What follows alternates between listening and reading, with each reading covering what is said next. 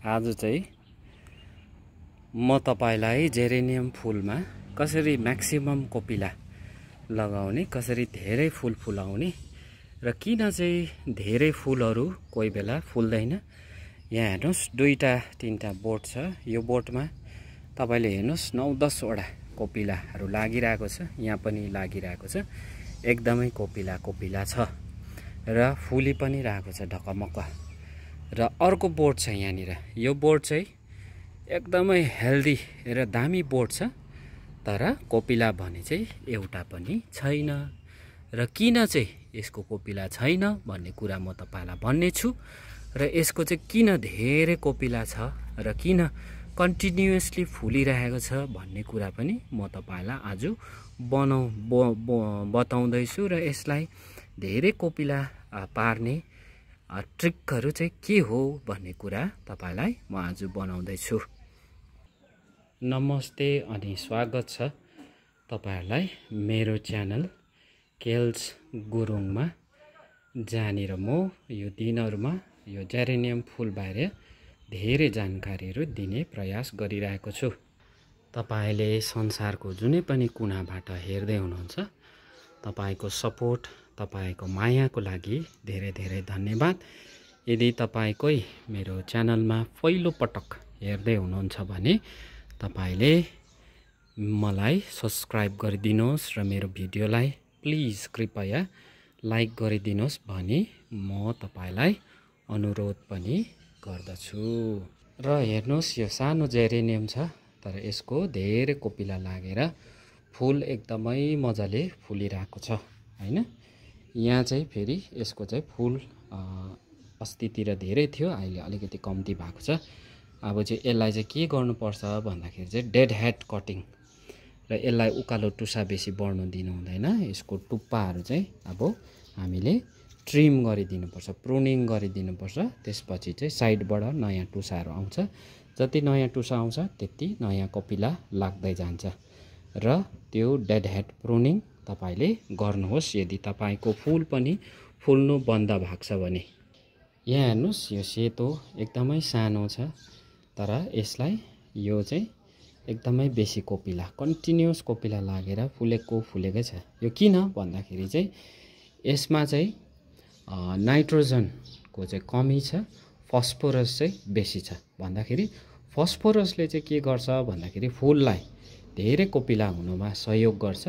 नाइट्रोजनले चाहिँ के गर्छ भन्दाखेरि नाइट्रोजनले चाहिँ यो बोटलाई हेल्दी र ठुलो चाहिँ बनाउँछ, तर फुल चाहिँ लाग्नुबाट वञ्चित हुन्छ। ल, अब नाइट्रोजन चाहिँ कहाँबाट पाउँछौँ र फस्फोरस चाहिँ कसरी पाउने भन्ने कुरा पनि म तपाईलाई बताउँदैछु, ध्यान दिएर सुन्नुहोस्। अर्को मेन कुरा यसलाई चाहिने भनेको चाहिँ म्याक्सिमम अफ सनलाइट। यसलाई चाहिँ जेरेनियमलाई चाहिँ सनलाइट एकदमै धेरै मनपर्छ। यो मैले 2 महिना अगाडि सारेको हो। यो 2 महिना अगाडि सारेकोमा हेर्नुहोस् कति दामी यो कोपिला नयाँ लागेर फुल फुलिरहेको छ। यो फुलेर सकिसक्यो। यसलाई चाहिँ दिनको 6 घण्टा तपाईले म्याक्सिमम सनलाइट चाहिन्छ। र टेम्परेचर चाहिँ 18 डिग्री टु 24 डिग्री सेल्सियस। धेरै चिसो भयो भने पनि यो डर्मेन्ट स्टेजमा जान्छ, धेरै गरम भयो भने पनि यो डर्मेन्ट स्टेजमा जान्छ। र अब बर्खा लाग्दैछ, यदि तपाईको फुलहरू चाहिँ बाहिर पानीमा बस्यो भने चाहिँ त्यो फुलहरू फेरि राम्रो फुल्दैन हो। यहाँ हेर्नुस् कोपिला लागिरहेछ। र अर्को कुरा चाहिँ यो पहेँलो पत्ताहरू चाहिँ एकदमै यो चाहिँ फ्याँक्नु पर्ने हुन्छ। र यो फुलको यो डन्ठल जो चाहिँ अलिकति अनहेल्दी छ भने यसलाई पनि यसलाई चुट्टाउनु पर्ने हुन्छ।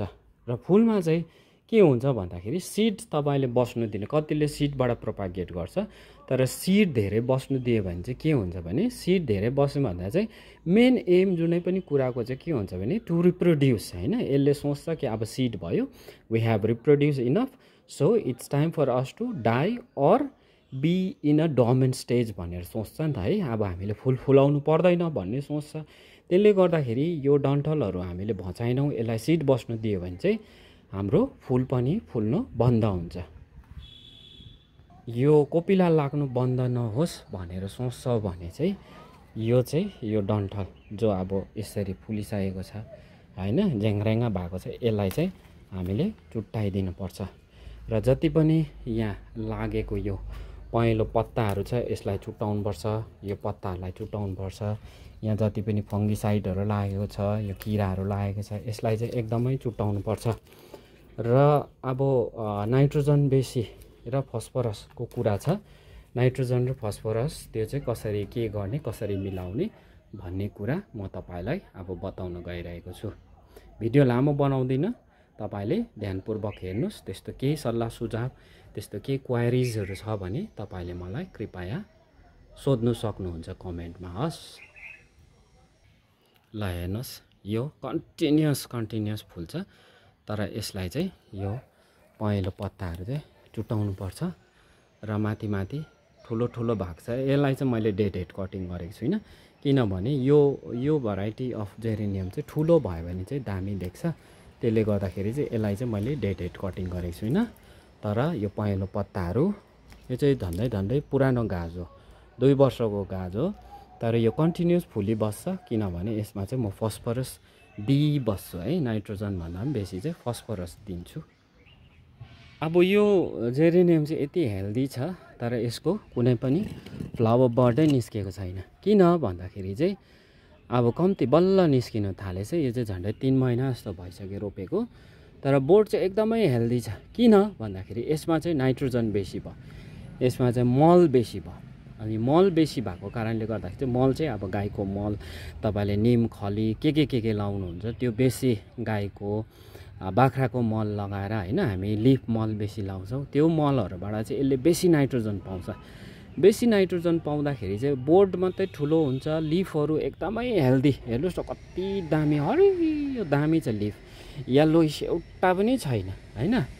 यो चाहिँ बोट मात्रै हेल्दी भएको छ। तर यसलाई अब फुल फुलाउनुको लागि चाहिँ हामीले फस्फरस हाल्नुपर्छ। र यो जति पनि यो डन्ठलहरू छ चाहिँ we have to get rid of this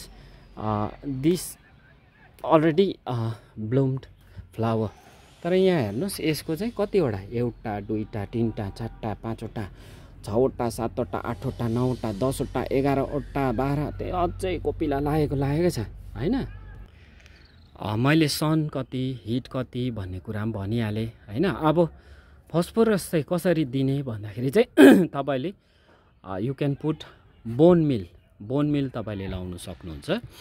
bone meal तपाईँले लगाउनु भयो भने बोन मिलमा पनि तपाईँले फस्फरस पाउनुहुन्छ। यदि बोन मिल तपाईँले किन्नुहुन्न भने तपाईँले घरमा खाएको मासुको हड्डीहरूलाई तपाईँले मसिनो टुक्रा गरेर त्यसलाई तपाईँले फुल रोप्नुभन्दा अगाडि त्यो माटो मिश्रणमा लगाइदिनु भयो भने त्यसले म्याक्सिमम फस्फरस फ्लावरलाई दिने काम गर्छ।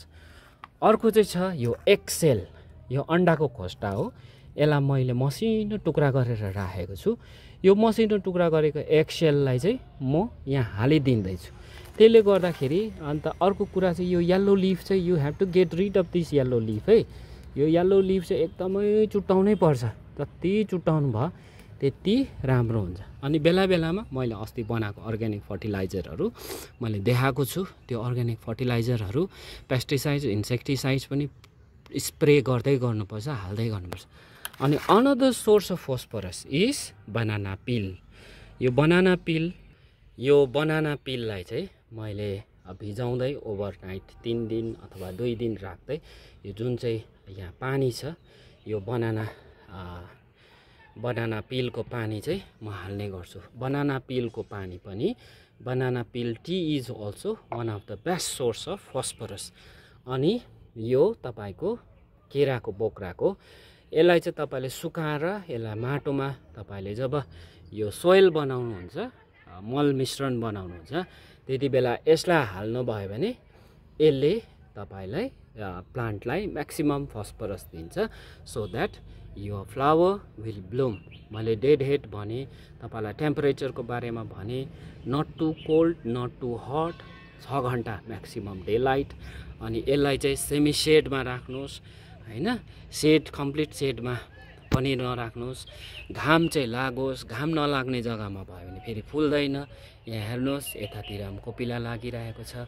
यो मसिनो मसिनो प्लान्टमा पनि कोपिला लागिरहेको छ, पुरानोमा पनि कोपिला लागिरहेको छ हैन।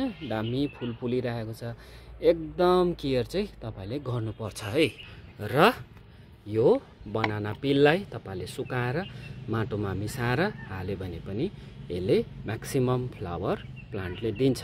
अर्को पनि त्यस्तै हो, तपाईँले पहेँलो पत्ता, त्यो फुलेको डन्ठलहरू सिड बस्नु नदिने। यदि सिड बस्यो भने चाहिँ तपाईँको फुल चाहिँ फेरि डर्मेन्ट स्टेजमा जान्छ, किनभने they will think they have reproduce enough, so it's time for them to be dormant. अब चाहिँ हाम्रो बिसाउने बेला भयो भनेर बिसाउँछ हो। मैले दुईवटा यो हेल्दी प्लान्ट पनि देखाएँ, अर्को प्लान्ट पनि देखाएँ।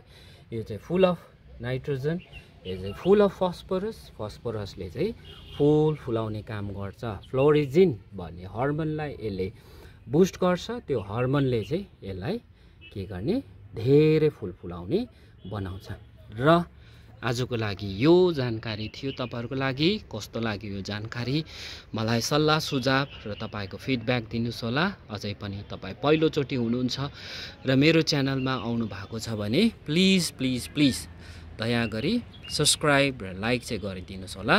र अरू त्यस्तो केही तपाईँलाई जान्ने या हेर्ने इच्छा लागेमा मलाई तपाईँले कमेन्टमा बताइदिनुहोस्। धन्यवाद। आजको लागि यति नै। फेरि पनि अर्को भिडियोमा भेट्ने बाचा गर्दै आजलाई यति नै। Tata, bye bye, love you all, take care.